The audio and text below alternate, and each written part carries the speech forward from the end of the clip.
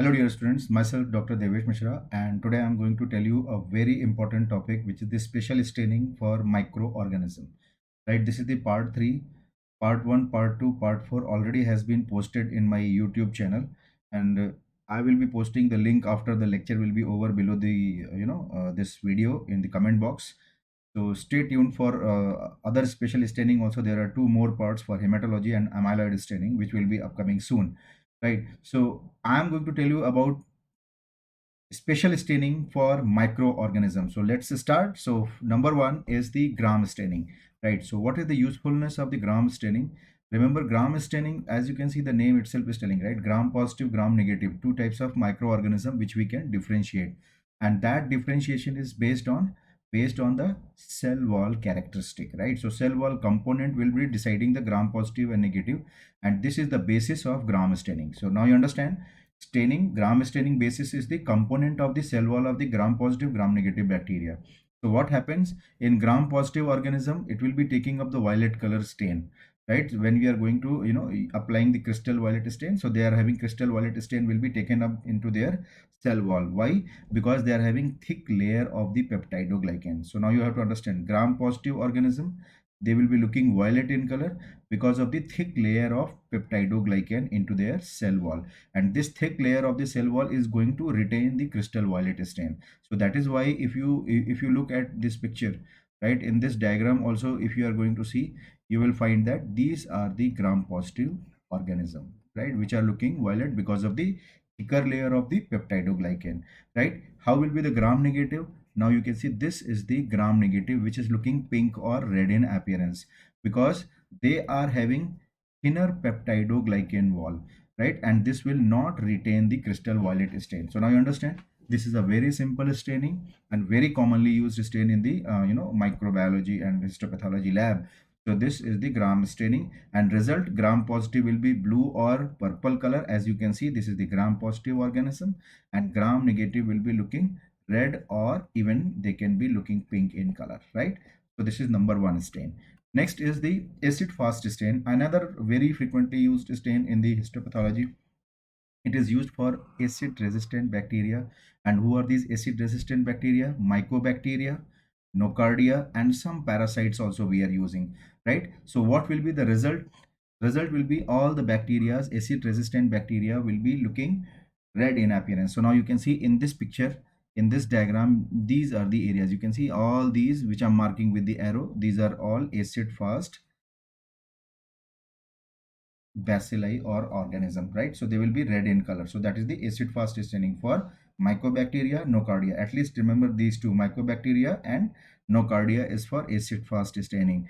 Now coming to the third important special stain is the Grocott silver methanamine stain.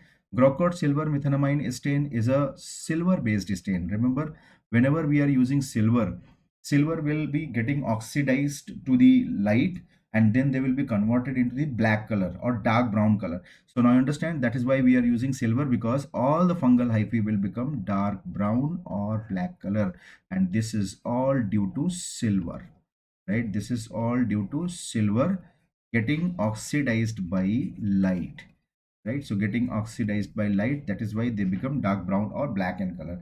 So what is the purpose of this? So as already I have told you, it is for fungus and pneumocystis jirovecii or pneumocystis carinii, right? So now you can see how is the fungus. Now you can see fungus is this one, which is looking dark brown or black color, and second thing which you are observing is the background will be green in color. So here you have to notice that background is green color and fungus is the dark brown. Which fungus it can be? Can you see the angle? These are forming acute angle branching, right? So acute angle branching, so probably it is a aspergillus, right? So this is the aspergillus fungi, right? So now understand, Grocott silver methanamine stain is for fungus and pneumocystis, and what will be the color? Dark brown, because silver will be oxidized and they will be giving you dark brown or black color. Now third one is the Phyt Farraco stain, similar to the acid fast staining it is, right? It will also demonstrate Mycobacterium leprae, right? And it is also acid fast organism. As I have said you, right, they will be having similar presentation. So here acid fast bacilli will be staining red in color. So now you can see these are the acid fast bacilli stain. which are staining red. So this is phyte ferraco stain. So remember, acid fast stain is one thing, and phyte ferraco is the name given for the M. leprae, for Mycobacterium leprae we are using, right? Now the third one, now the next one is the modified silver Steiner silver stain. So this is the silver stain. Again, I have told you, whenever you are going to use the silver as a component, they will oxidize the organism to the black or dark brown color, right? Black or dark brown color. So it is used for spirochetes, Helicobacter, H. pylori, you would have seen in gastritis. We are using this very often when we are suspecting H. pylori, Legionella, Pneumophila, and non-filamentous bacteria and fungi also. So I already have shown you the fungus silver methanamine stain, but similarly this will be also used for the fungal stain also. And what will be the result? All these organisms, whether it is a fungus or a spirochete or H. pylori bacteria or Legionella, all will be looking dark brown to black in color. So that is the modified Steiner silver stain, right? Now coming to the next one is the muci carmine stain. This was the previous year question in exam also, right? And very frequently asked question in exam and very frequently used in the lab also. So mucin stain, it is a mucin stain. It is used to identify acid mucopolysaccharides, right? Acid mucopolysaccharide will be identified by this stain, and this stain is having very important usefulness to differentiate between the mucin negative. See, it is very important to understand how to differentiate undifferentiated squamous cell carcinoma. Undifferentiated means there will be no differentiated. You are not going to see the keratin pearl or intercellular bridging, right? And that will be giving you confusion between the undifferentiated adenocarcinoma, because they will be also looking similar, right? Because they will be having no feature, they are also having no feature. So how we are going to differentiate? So then we are going to use the mucicarmine stain, and adenocarcinoma of the lung will be positive. Please remember, adenocarcinoma will be mucin stain positive, and squamous cell carcinoma will be negative for the mucicarmine or mucin stain, right? So this is one use for the mucicarmine stain. Another use for mucicarmine stain is used to identify mucopolysaccharide of the capsule of the Cryptococcus neoformans. A very frequently asked question, it came in AIMS also, right? So please remember this point, that mucicarmine stain will differentiate the squamous cell cancer undifferentiated from the undifferentiated adenocarcinoma. Squamous will be negative, but adenocarcinoma will be positive. And how you are going to identify positive?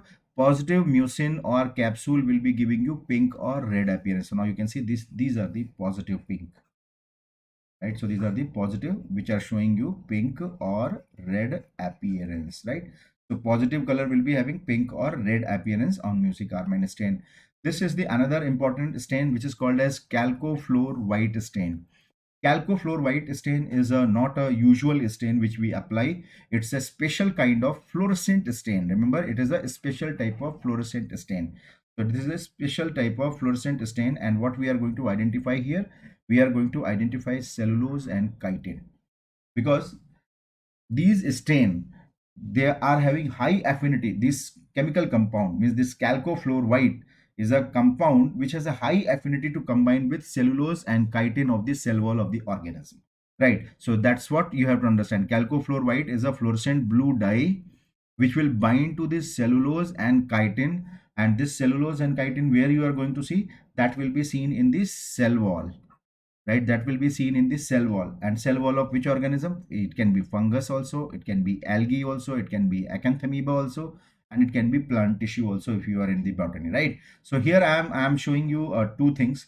Number one, here you can see this is the acanthamoeba, and number two, I am showing you here, it is the budding yeast, right? In acanthamoeba you can see this is the ectocyst, right? This is the ectocyst, and inside you can see black color is the endocyst, right? So ectocyst is that thing which we have to see, which is made up of the chitin, right? Cellulose and chitin, and they will be showing you. Now you can see here, you can see there is a blue or green fluorescence, right? So blue or green, here we are seeing blue color, but remember it can be green hue also, it can have green hue also.